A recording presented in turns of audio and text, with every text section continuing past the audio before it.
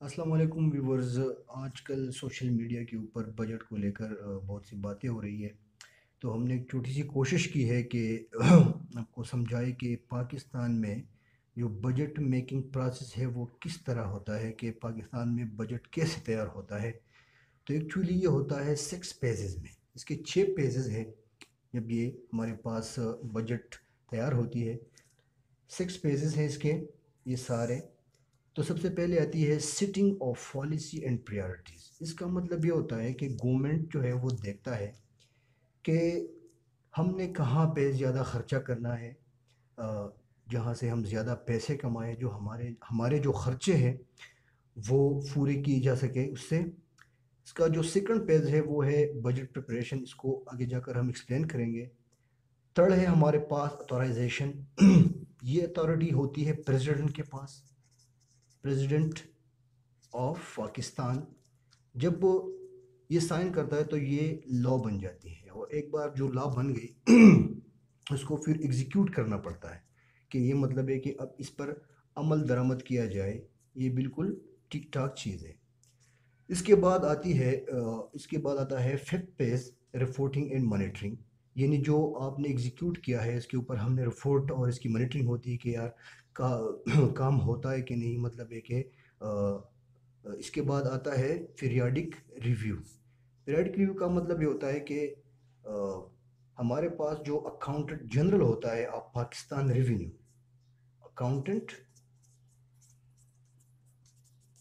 General of Pakistan revenue, ये बंदा इसको चेक करता है कि हमारे पास रिपोर्टिंग को देखता है कि हमारे पास जो बजट की प्रिपरेशन है और जिसकी एग्जीक्यूशन है, इसकी रिपोर्टिंग को देखता है। ये सारा आता है 6 पेजेस में। तो ये हमारे पास जो बजट है ये इन साइकिल से होकर गुजरता है। वीवर्स, हमारे पास अगला जो इसका मरहला होता है वो है बजट प्रिपरेशन का। तो हमारे पास जो बजट होता है वो कैसे प्रिपेयर होता है, कैसे तैयार होता है। तो सबसे पहले हर साल अक्टूबर में एक हमारे पास होती है फाइनेंस मिनिस्ट्री। फाइनेंस मिनिस्ट्री एक डॉक्यूमेंट तैयार करती है जिसका नाम होता है BCC। इसका मतलब है budget call circular. Budget call circular. ये कॉल सर्कुलर ये एक्सप्लेन करता है कि हमारे पास बजट किस तरह तैयार होगा। मतलब है कि हम कौन से स्केड्यूल को लेकर क्या क्या करेंगे। ये जो BCC है, ये डॉक्यूमेंट्स फिर सारे मिनिस्ट्रीज़ में, जो फाइनेंस मिनिस्ट्री होती है, फाइनेंस मिनिस्ट्री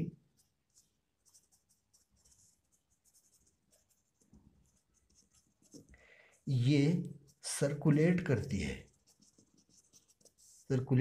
है सारी मिनिस्ट्रीज़ में। जैसे कि एजुकेशन मिनिस्ट्री हो गई,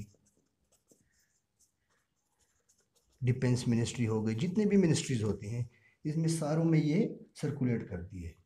फिर इसके बाद नवंबर में, ये अक्टूबर में हो गया, फिर आती है नवंबर और फरवरी। इन महीनों में फिर बजट प्रपोजल होता है। बजट प्रपोजल यानी BCC ने जो डॉक्यूमेंट भेजे हैं सारे मिनिस्ट्रीज़ को, तो अब ये सारी मिनिस्ट्रीज़ अपना प्रपोजल तैयार करती है और भेजती है कि हमें इतने पैसे चाहिए। मतलब है कि हमने कहाँ कहाँ पे काम करने वगैरह, ये सब ये आता है बजट प्रपोजल में। फिर इसके बाद एंड मार्च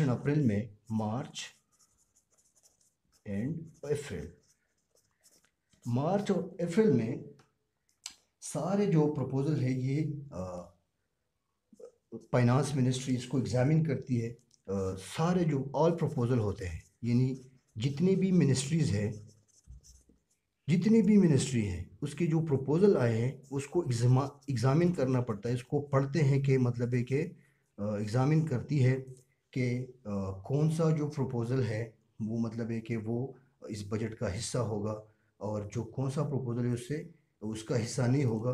तो ये सारी चीज़ें देखती है फाइनेंस मिनिस्ट्री।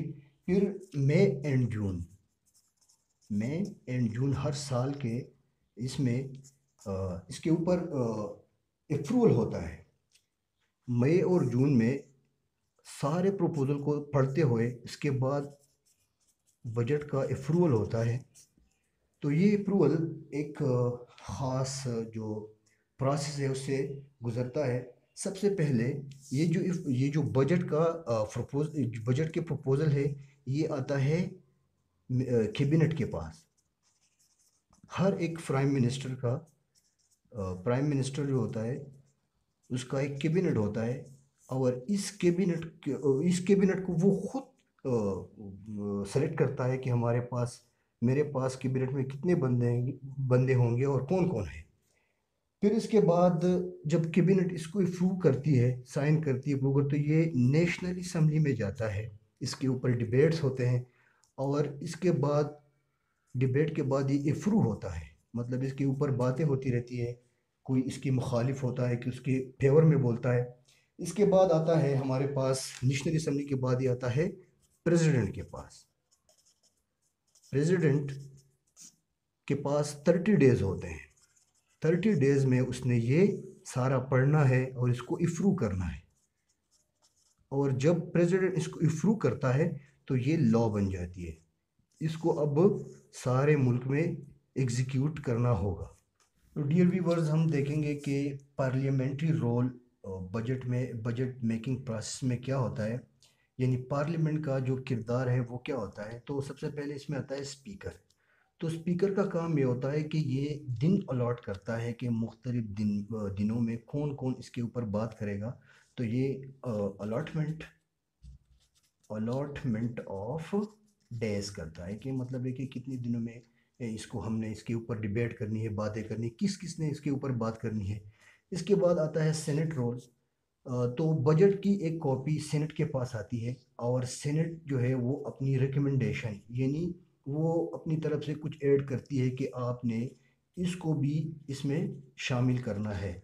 लेकिन ये जो रिकमेंडेशन है ये बाइंडिंग नहीं होती।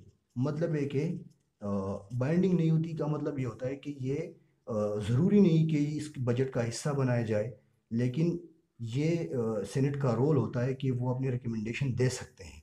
इसके बाद नेशनल असम्बली में इसके ऊपर डिबेट्स होते हैं, और ये वो स्टेजेस होते हैं, फाइनल स्टेजेस होते हैं कि इसके बाद जो बजट है हमारा नेशनल बजट, ये अप्रूव हो जाएगा या अप्रूव होगा। नेशनल बजट जो है वो इसके बाद नेशनल असम्बली में इसके ऊपर डिबेट होता है, और ये इसके बाद अप्रूव होता है। तो इस डिबेट के लिए तकरीबन ये 10 to 17 डेज होते हैं कि इसके ऊपर डिबेट होता है। इसके बाद ये अप्रूव होता है। डियर व्यूवर्स, हम हर संडे को इस तरह कोई जनरल नॉलेज का टॉपिक लेकर हम बात करेंगे, और बाकी के दिन हम कोर्स के ऊपर बात करेंगे। तो थैंक यू वेरी मच। इस चैनल को सब्सक्राइब करें, वीडियो को लाइक करें और शेयर करें।